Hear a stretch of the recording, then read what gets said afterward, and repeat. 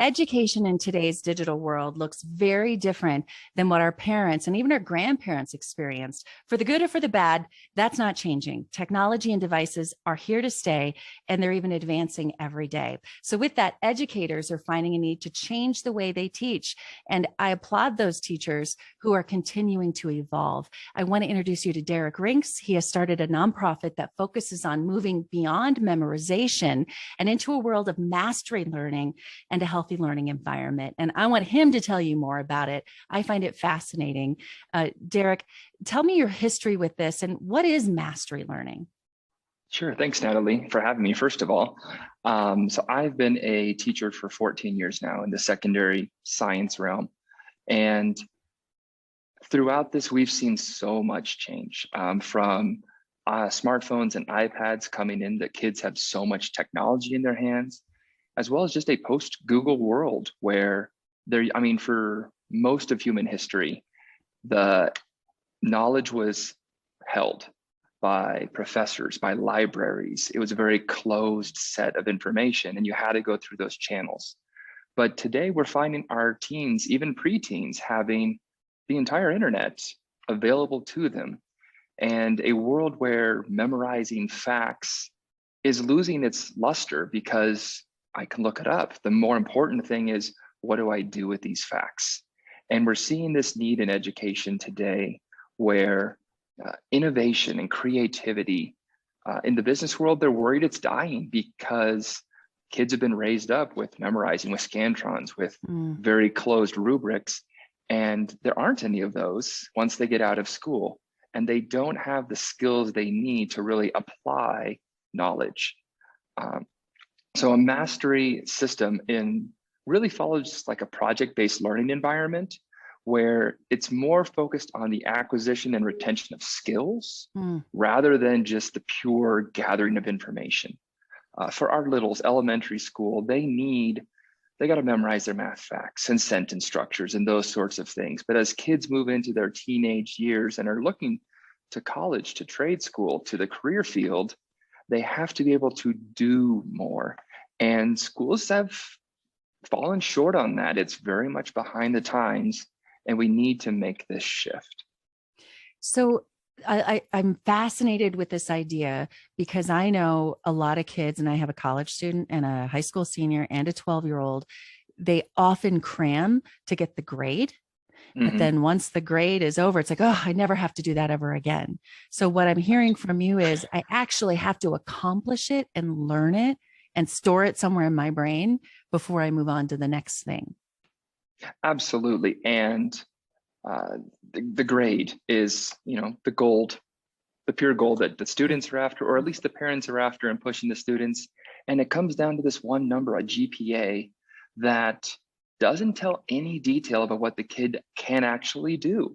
If a kid has an A in a math class, that doesn't mean that they've mastered every skill. They might have turned in all the homework, done a bunch of extra credit, got C's on the tests, and they can't actually do much. There's no way to see a deeper metric. So on a traditional transcript with grades and numbers and percentages, there's so much detail lost.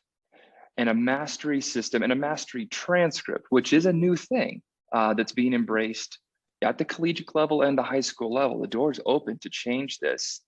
A mastery transcript looks more like a portfolio, a body of work of or projects resume. done. Right. As an adult, it's more of a resume. But at that, am I hearing you say middle school kind of range you start this, or even in elementary school that we would see, or your hope is for a mastery transcript? I think there's transitions. There's various skills that are needed at each stage and at each level. There's very creative elementary and middle schools throughout the country that do very different and dynamic and fun and exciting things, but very few high schools, because they're under this guise that they still have to appeal to the GPA for the college entrance exam. So what we're seeing today in the last couple of years is that mastery is being accepted at the collegiate level, which opens the door for high schools, which is where the kids are. They're most capable to have deeper and critical thoughts, to build, to do, to create projects. And this is a void that needs to be filled, and the word needs to get out that this is healthier for the kids. It sets them up for a future on their resume for colleges, but just in general, it moves it from I'm chasing this grade that other people put in front of me to I'm doing these projects, I'm learning these skills because I want to grow in these areas. And that shift from an external or extrinsic motivation to an intrinsic motivation, that's where passion comes in. That's where buy-in comes in. That's where I want to go to school because I'm working on this great thing that I want to keep pushing it. And that's a shift that is not just going to produce better academic results, but better health, better confidence, better creativity and individuality manifesting itself even in a larger classroom setting. And obviously what we want, and after working in the media world for nearly 30 years, I'm teaching journalism now. And what we want as parents and teachers, you and I both, is to see that excitement, like to really do something because they love it. And another thing I'm hearing you say that I've experienced too with kids is that the grade and the test in particular, and the anxiety that can come along with the test doesn't necessarily show what they've really learned. No, and there are no tests in the career world. There's projects, there's presentations, there's no Scantrons out there. Right. And so many of our kids, even our best students, our valedictorians, means they're the best at jumping through hoops that are pre-laid for them. And when they get into an advanced career field, because of their resume, they get that great job and someone says, go do this. I say, is there a rubric?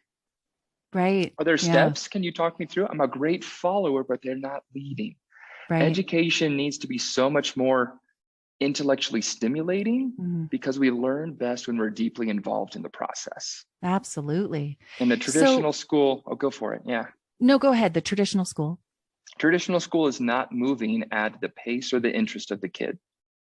It's moving at the pace and the interest of a textbook and a uniform schedule. It doesn't have the student at heart. I might add to that the schedule of testing, of state testing, of national testing, teaching to those standards that we think are out there as well, which are teaching to a floor, not to a ceiling. It's a minimum standard, way to put it. Right? Good Our best kids yes. are going to ace the test, so they get the least amount of time from these teachers, from these masters in the content. Right. Where they should be the ones that are pushed the furthest and the fastest because they can. And there needs to be margin in the student's schedule and in the teacher's schedule to actually dive deeper. Yeah. So tell me what your dream is with this. So I launched this foundation. Primus is the name of my foundation. Prime has two meanings. It's things that are of great quality, like a prime rib, prime steak, prime seats at a football game. But prime also means primal, that which is most foundational, most core. And that's where education needs to be. What are our most core skills and values? And let's do them to a level of mastery and excellence that isn't being seen. Ultimately, I want to spread this message. I want to get mastery out there and talk to more people like yourself, but with the goal of, I desire to build an academy, a high school environment, and do all of these things. Put in a mastery transcript, a different curriculum method, different schedules, different times of day, things that play to what we know about our teenagers and what they need to be highly successful and productive, and be a show school of, hey, this can be done, we're doing it, come and see, and then bring it home and see what you can do in your own realms, in your own schools. Is this being done, Derek, in other schools in small ways? Are we dabbling in this other parts of the country, or tell me the history and where it stands in other places now? Various pieces. Most schools are trying to grasp at something to be more proactive, whether it's a STEM department or this, a history class does one cool project a year. It's trying to add on Mhm. but still framed in a traditional system.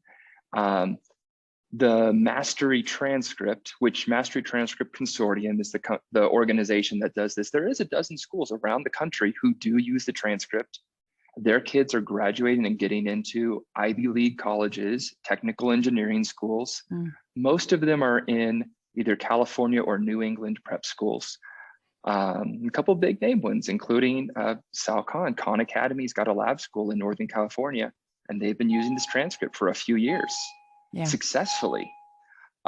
So these pieces are being used in various places, but nothing's pulled it all together. And really, that's what I want to do. I want to scrape completely to the foundation and rebuild education, only putting in those things that are good and useful and serving the core goal, which is to give the kids the knowledge and skills they need to be not just productive, but highly successful and innovative in this world. Yeah. Well, as a mom and as a fellow teacher, I love what you're doing, and I love how you're forward thinking in the way you are. We get stuck in our ways, right? We just like make the same thing for dinner just because that's what we've always done, and not thinking about, hey, there's something better out there. So I love what you're doing. Where can people get more information if they want to follow along and learn about what you're doing? Absolutely. So I've been working on this for a number of years, but going public and really making this statement is fairly new. So I do have a website, theprimusacademy.org, that does serve as the home for the foundation at this point. I can also be followed on a new Instagram account, just searching Derek Rinks. All right. Well, thanks again and best of luck. I'll check in with you again soon. I want to hear how it's going. Sounds great. Thanks for your time, Natalie.